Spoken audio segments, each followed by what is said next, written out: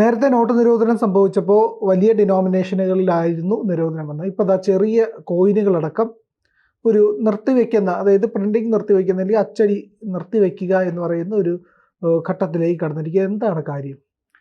നമുക്കറിയാവുന്ന ഒരു സംഗതിയാണ്. കാര്യം 2000-ൻ്റെ നോട്ടുകൾ ഇപ്പോൾ സർക്കുലേഷനിലില്ല. അത് ഒരു മൗനമായി പിൻവാങ്ങിപ്പോയൊരു സംഗതിയാണ്. റിസർവ് ബാങ്ക് കഴിഞ്ഞ വർഷം തന്നെ 2000 നോട്ടുകളുടെ അച്ചടി നിർത്തിവെച്ചിരുന്നു. പകരം ബാങ്കുകളിലേക്ക് വരുന്ന 2000 നോട്ട് തിരിച്ചു കൊടുക്കാത്ത ഒരവസ്ഥയും ഉണ്ടായിരുന്നു. ആ നടപടി 2025 മാർച്ചിൽ, അതായത് ഈ കഴിഞ്ഞ മാർച്ചിൽ അത് പൂർത്തിയാക്കി. ഇനി 2000 നോട്ടുകളുടെ അച്ചടി പൂർണ്ണമായും നിർത്തി. കൂടാതെ 2 രൂപയുടെയും 5 രൂപയുടെയും കറൻസികളും കൂട്ടത്തിൽ പൂർണ്ണമായി അച്ചടി നിർത്തിയിട്ടുണ്ട്. പക്ഷേ ഇത് കൈവശം വെക്കുന്നതിന് നിലവിൽ നിയമപരമായി തടസ്സങ്ങളില്ല. കഴിഞ്ഞ തവണ നമ്മുടെ 500-ൻ്റെയും 1000-ൻ്റെയും നോട്ടുകൾ പിൻവലിച്ചതിന് ശേഷം കൈവശം വെക്കുന്നത് കൊണ്ട് യാതൊരു പ്രയോജനവും ഇല്ലായിരുന്നു. പക്ഷേ ഇപ്പോൾ ആ സാഹചര്യമല്ല. നമുക്ക് നിലവിൽ ഈ 2 രൂപയുടെയോ 5 രൂപയുടെയോ 2000-ൻ്റെയോ നോട്ട് കൈവശമുണ്ടെങ്കിൽ ധൈര്യമായി ബാങ്കുകളിലേക്ക് കടന്നു ചെല്ലാം. നിങ്ങൾക്കത് മറ്റ് കറൻസികളാക്കി മാറ്റിയെടുക്കാം. ഇനി ഈ 2000 നോട്ടുകൾ ഞാൻ പിൻവലിച്ചു എന്ന് പറഞ്ഞല്ലോ. ഏതാണ്ട് 3,03.56 ലക്ഷം കോടി രൂപയുടെ 2000-ൻ്റെ നോട്ടുകളായിരുന്നു നമ്മുടെ സർക്കുലേഷനിൽ ഉണ്ടായിരുന്നത്. ഇതിൽ 98.2% നോട്ടുകളും ബാങ്കുകളിൽ മടങ്ങിയെത്തിയിട്ടുണ്ട്. ആ സാധനം ഇനി റിസർവ് ബാങ്ക് തിരിച്ചു കൊടുക്കില്ല. നമ്മൾ ആ കൗണ്ടറിൽ ചെന്ന് എനിക്കൊരു 500 നോട്ട് കൊടുത്തിട്ട് ഒരു 2000-ൻ്റെ നോട്ട് തരാമെന്ന് പറഞ്ഞാൽ കിട്ടില്ല. അത് നിർത്തലാക്കിയിരിക്കും. പൂർണ്ണമായി ഇനി കിട്ടില്ല. എന്നാൽ നമ്മുടെ കൈവശം ഒരു 2000-ൻ്റെ നോട്ടുണ്ടെങ്കിൽ ധൈര്യമായി ബാങ്കിൽ കൊടുക്കാം. നമുക്ക് കറൻസി ആയിട്ട് മാറ്റി എടുക്കാം. ഇനി എന്തുകൊണ്ട് ഈ കറൻസികൾ അച്ചടി നിർത്തി എന്ന് വെച്ചാൽ ഉത്തരം വളരെ ലളിതമാണ്. 2000-ൻ്റെ നോട്ടുകൾ എന്ന് പറയുന്നത് വ്യാപകമായി അനധികൃത ആവശ്യങ്ങൾക്കായിട്ട് ചെലവഴിക്കുന്നു എന്നുള്ള കണ്ടെത്തലുണ്ട്. കൂടുതലും തീവ്രവാദ പ്രവർത്തനങ്ങൾക്ക്, കള്ളപ്പണം വെളുപ്പിക്കൽ, അത്തരത്തിലുള്ള അനധികൃത ഇടപാടുകൾക്ക് കൂടുതലുമായി ഉപയോഗിക്കുന്നത് ഈ 2000-ൻ്റെ നോട്ടുകളാണെന്ന് കണ്ടെത്തി. അങ്ങനെ നമ്മൾ ഉദ്ദേശിച്ച ലക്ഷ്യം സാധിച്ചില്ല. ഏറ്റവും കൂടുതൽ നമ്മൾ ഉദ്ദേശിച്ചതിന് വിപരീതമായ ഫലം ഈ 2000-ത്തെ നോട്ട് ഉണ്ടാക്കി എന്നുള്ള കണ്ടെത്തലിനെ തുടർന്നാണ് അത് ഈ സർക്കുലേഷനിൽ നിന്ന് പിൻവലിക്കാൻ തീരുമാനമായത്. അതുകൂടാതെ ഈ 2000-ൻ്റെ നോട്ടുകൾ അച്ചടിക്കുന്നതിന് ഏതാണ്ട് 3 രൂപ 54 പൈസ ചിലവുണ്ട്. ഇത് 500-ൻ്റെ നോട്ടുകളാണെങ്കിൽ ഏതാണ്ട് 2.93 രൂപ, 3 രൂപയ്ക്കടുത്താണ് ചിലവ്. ഈ കറൻസികൾ നമ്മൾ കൈകാര്യം ചെയ്യുമ്പോൾ അതിൻ്റെ കാലപ്പഴക്കം കൊണ്ടോ മറ്റ് കേടുപാടുകൾ വന്ന് നാശനഷ്ടം സംഭവിച്ചാൽ സ്വാഭാവികമായും നമ്മളിത് ബാങ്കിൽ ചെന്നാൽ അതേ മൂല്യമുള്ള കറൻസി മടക്കി നൽകേണ്ടി വരും. എന്നാൽ കോയിനുകളെ അപേക്ഷിച്ച് താരതമ്യേന ഇത് കുറവാണ്. അപ്പോൾ സ്വാഭാവികമായിട്ട് സംശയം തോന്നാം, 2000-ൻ്റെ കോയിൻ വരാൻ പോവുകയാണോ, 500-ൻ്റെ കോയിൻ? അതൊരിക്കലും ഉണ്ടാകില്ല. ഈ വലിയ കറൻസികൾക്ക് പകരം ഡിജിറ്റൽ കറൻസി എന്ന സങ്കല്പത്തിലേക്കാണ് നമ്മൾ പോകുന്നത്. ഈ കറൻസി നോട്ടുകൾ ഇനി ഉണ്ടാകില്ല. പകരം അതിന് തുല്യമായ ഡിജിറ്റൽ മണി നമ്മുടെ അക്കൗണ്ടുകളിൽ ഉണ്ടാകും. നമ്മളിപ്പോൾ ഉപയോഗിക്കുന്ന മാതിരി UPI വഴിയോ മറ്റേതെങ്കിലും ആപ്ലിക്കേഷൻ വഴിയോ നമുക്ക് ഡിജിറ്റലി പണം കൈമാറാം. അതിപ്പോൾ ഏകദേശം സാധാരണക്കാർക്ക് പോലും എന്താണ് ഈ UPI ട്രാൻസാക്ഷൻ എന്നും എങ്ങനെയാണ് മണി വാലറ്റ് എന്നും കൃത്യമായ ആളുകൾക്കറിയാം. ഓരോരുത്തരുടെ മൊബൈൽ ഫോൺ ഉപയോഗിച്ച് ഓരോ ആപ്ലിക്കേഷൻ ഉപയോഗിച്ച് അത് സാധ്യമാകുന്ന കാര്യമുള്ളൂ. ഇനി കോയിനുകൾ ഏതാണ്ട് 1 രൂപ, 2 രൂപ, 5 രൂപ കോയിനുകളാണ് നമ്മുടെ സർക്കുലേഷനിൽ ഏറ്റവും കൂടുതൽ നമ്മൾ ചിലവാക്കുന്നത്.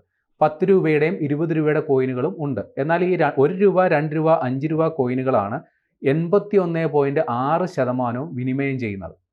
ഇതിൽ ഡിജിറ്റൽ കറൻസിയുടെ കാര്യമെടുത്താൽ മുൻ വർഷത്തേക്കാളും 334% വർധനവുണ്ടായത്. കാരണം ഏതാണ്ട് 2-3 വർഷം കൊണ്ടാണ് ഈ പറയുന്ന UPI ഇടപാടുകളും മണി വാലറ്റുകളും സാർവത്രികമായത്. അത് സാധാരണക്കാർ പോലും അത് ഉപയോഗിക്കുന്നത് കൊണ്ട് ഏറ്റവും കൂടുതൽ പണമിടപാടുകൾ നടക്കുന്നതും കൊണ്ടാണ് ഈ 334%-ൻ്റെയും വർധന ഇതിലുണ്ടായേക്കുന്നത്. ഇനി റിസർവ് ബാങ്കിനെ സംബന്ധിച്ച് വെല്ലുവിളിയാകുന്ന മറ്റൊരു സംഗതി കൂടിയുണ്ട്. അതായത് ഈ നോട്ടുകൾ അച്ചടിച്ചിറക്കുന്നത് ഭാരിച്ച പണച്ചെലവുള്ള ഒരു ഏർപ്പാട് കൂടിയാണ്. ഈ വിവിധ കറൻസികൾ അച്ചടിക്കുന്നതിന് കഴിഞ്ഞ സാമ്പത്തിക വർഷം 2024-25 6372.8 കോടി രൂപയാണ് റിസർവ് ബാങ്കിന് ചിലവായിട്ടുള്ളത്. ഇത് കൂടാതെ ഈ നോട്ട് അച്ചടിക്കുന്നതിന് കൂടാതെയാണ് ഇത് എന്തെങ്കിലും കേടുപാടുകൾ സംഭവിച്ചാൽ മടക്കി കൊടുക്കുക എന്നുള്ളത്, അതും അധിക ബാധ്യതയാണ്. അതുകൊണ്ടാണ് നമ്മൾ ഈ കറൻസികൾ ഒഴിവാക്കി ഡിജിറ്റൽ കറൻസി എന്ന സങ്കല്പത്തിലേക്ക് പോകുന്നത്. ഇനി ഈ വേണ്ടെന്ന് വെക്കുന്ന കറൻസികൾ പൂർണ്ണമായും നശിപ്പിക്കുക എന്നുള്ളതാണ് റിസർവ് ബാങ്ക് അനുവർത്തിച്ച് വരുന്ന രീതി. ഇനി ആ നശിപ്പിക്കുന്നതിന് പകരം ഇത് റീസൈക്കിൾ ചെയ്യാനാണ് തീരുമാനമെങ്കിൽ മറ്റു പല ഉൽപ്പന്നങ്ങളായിട്ടോ കരകൗശല വസ്തുക്കളായിട്ടോ ഈ സംഗതി നമ്മുടെ അടുത്തേക്ക് തന്നെ എത്തും. ഇനി റിസർവ് ബാങ്ക് ഈ നോട്ടുകൾ പിൻവലിക്കാനെടുത്ത സമയവും കൂടി പ്രസക്തമാണ്. കാര്യം ഇന്ത്യയുടെ ഫിസ്ക്കൽ പോളിസി തീരുമാനം, അതായത് റിപ്പോ നിരക്ക്, ബാങ്ക് റേറ്റ് തുടങ്ങിയവയൊക്കെ പ്രഖ്യാപിക്കുന്നതിന് റിസർവ് ബാങ്ക് പ്രഖ്യാപനം നടത്തുന്ന ദിവസം വരാനിരിക്കുകയാണ്. നാളെയോ മറ്റന്നാളോ അത് സംബന്ധിച്ചുള്ള ഔദ്യോഗിക പ്രഖ്യാപനം വരും. നിലവിൽ അമേരിക്കയുടെ ടാക്സ് റേറ്റ് ഫ്ലക്ച്വേഷൻ കാരണം, അതായത് അമേരിക്കയിലേക്ക് സാധനങ്ങൾ ഇറക്കുമതി ചെയ്യുന്ന രാഷ്ട്രങ്ങൾക്ക് തോന്നിയ പോലെ നികുതി ഏർപ്പെടുത്തുകയും വന്നു. അതിന് പിന്നാലെ സ്റ്റീൽ ഇറക്കുമതികൾക്കും ടാക്സുകൾ അനിയന്ത്രിതമായി വർദ്ധിപ്പിക്കുന്ന ഒരു സാഹചര്യം വന്നു. ഇതുമൂലം വ്യവസായ മേഖലയ്ക്ക് വലിയൊരു തിരിച്ചടി നേരിട്ടിരിക്കുന്ന ഒരു സമയമാണിത്, പ്രത്യേകിച്ച് ഇന്ത്യൻ വ്യവസായികൾ. അതുകൊണ്ട് അവർക്ക് ആശ്വാസമാകുന്ന തരത്തിൽ ഒരു റിപ്പോ നിരക്ക് ഉണ്ടാകും എന്നുള്ള പ്രതീക്ഷ ഈ മേഖലയിൽ നിലനിൽക്കുമ്പോഴാണ് മറ്റൊരു സുപ്രധാന പ്രഖ്യാപനം ഈ നോട്ടുകളുടെ കാര്യത്തിലും ഉണ്ടായത്. നിലവിൽ 2000 നോട്ടുകളുടെ അച്ചടിയാണ് പൂർണ്ണമായും നിർത്തിയത്. എന്നാൽ ഈ 500 രൂപയുടെ നോട്ടുകൾ അച്ചടിക്കുന്നതും അതിൻ്റെ നിർത്തലാക്കുന്നതുമായിട്ട് ഒരുപാട് കിംവദന്തികൾ പ്രചരിക്കുന്നുണ്ട്.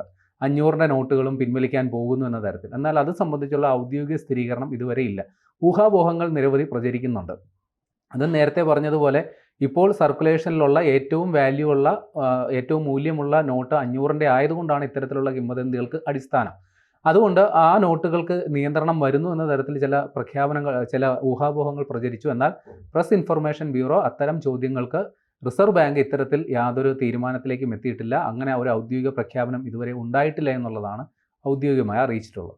അതായത് ഈ 500 രൂപ നോട്ടുകൾ പിൻവലിക്കുന്നതായിട്ടല്ല പറഞ്ഞിരിക്കുന്നത്, അതിൻ്റെ വിനിമയത്തിനെ നിരുത്സാഹപ്പെടുത്തുന്നു എന്നുള്ളതാണ് ഇപ്പോൾ പരക്കുന്ന വാർത്ത. അതിൽ പ്രധാനപ്പെട്ട ഒരു കാര്യം എന്ന് പറഞ്ഞു കഴിഞ്ഞാൽ, കഴിഞ്ഞ ദിവസം RBI സർക്കുലർ ഇറക്കിയിരുന്നു. അതായത് ATM സർവീസ് പ്രൊവൈഡർമാർക്കാണ് ഈ സർക്കുലർ നൽകിയത്. അതായത് ഈ ATMകൾ നിറയ്ക്കുന്ന ഈ നോട്ടുകൾ, ആ നോട്ടുകൾ 500-ന് പകരം കൂടുതലായി 100ഉം 200ഉം നിറയ്ക്കണമെന്നുള്ള നിർദ്ദേശമാണ് കൊടുത്തിരിക്കുന്നത്. അങ്ങനെ വരുമ്പോൾ 500 രൂപയുടെ സർക്കുലേഷൻ പതിയെ ഇല്ലാതാക്കാൻ വേണ്ടിയിട്ടാണോ എന്നുള്ള ഒരു സംശയം കൂടി വരുന്നു. അതുപോലെ തന്നെ നമ്മുടെ ചന്ദ്രബാബു നായിഡു, ഈ NDAയുടെ ഒരു പ്രധാനപ്പെട്ട കക്ഷിയാണല്ലോ, അദ്ദേഹവും പറഞ്ഞിരുന്നു ഈ പറയുന്ന 500 രൂപ നോട്ടുകൾ വലിയ രീതിയിലുള്ള കള്ളപ്പണത്തിന് ഇടയാക്കുന്നുണ്ട്, അതിൻ്റെ വിനിമയത്തെ തടയണം, ഈ ഡിജിറ്റൽ കറൻസിയിലേക്ക് കൂടുതൽ മാറണം, ഇത്തരത്തിലുള്ള അഭിപ്രായ പ്രകടനം നടത്തിയിരുന്നു.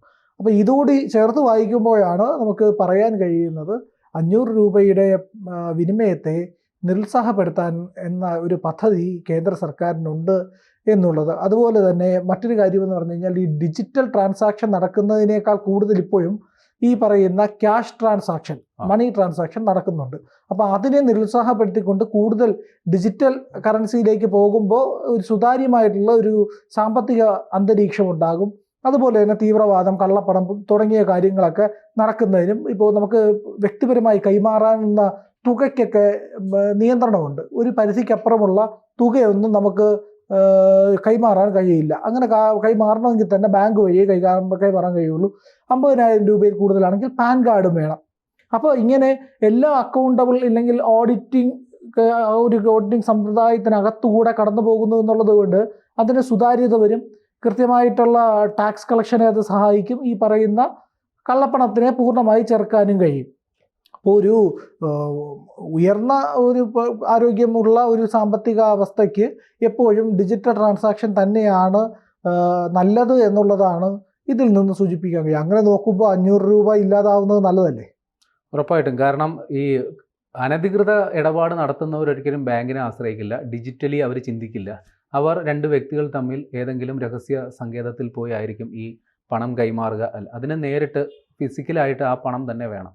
ഇപ്പം നിലവിൽ ഉള്ളതിൽ വെച്ച് ഏറ്റവും ഹൈ വാല്യൂ ഉള്ള നോട്ട് 500 ആയതുകൊണ്ടാണ് അതിൻ്റെ പേരിൽ ഈ ഏറ്റവും കൂടുതൽ ഈ ഇത്തരം വിനിമയങ്ങൾ നടക്കുന്നത്. നിലവിൽ കണക്കുകൾ തന്നെ പ്രകാരം പറയുന്നത് 500 രൂപയുടെ നോട്ടുകളുടെ വിനിമയം ഏതാണ്ട് 40.9% ഉള്ള മുഴുവൻ ട്രാൻസാക്ഷനിലും 500ൻ്റെ നോട്ട് മാത്രം ഇത്രയും വലിയൊരു ഏതാണ്ട് പകുതിയോളം തന്നെ 500ൻ്റെ നോട്ട് കൊണ്ടുള്ള ഇടപാടുകൾ നടക്കുന്നു എന്നുള്ളതാണ്. അതുമാത്രമല്ല 200, 500 നോട്ടുകളുടെ കള്ളനോട്ടുകളുടെ പ്രചാരം വർദ്ധിച്ചിട്ടുമുണ്ട്. എന്നാൽ മറ്റ് നോട്ടുകളുടെ, അതായത് 10, 20, 50 നോട്ടുകളുടെ കള്ള നോട്ടുകളുടെ എണ്ണം താരതമ്യേന ഇപ്പോൾ കുറവാണ്. പക്ഷേ ഈ നിലവിൽ അതായത് കൂടുതൽ മൂല്യമുള്ള നോട്ടുകൾക്ക് കൂടുതൽ ഇത്തരം ആവശ്യക്കാർ ഏറുന്നു എന്നുള്ളതാണ് മനസ്സിലാക്കാൻ. അതുകൊണ്ടാണ് ആ മേഖലയിലും നിയന്ത്രണങ്ങളെക്കുറിച്ച് ഉള്ള ചിന്തകൾ വരുന്നത്.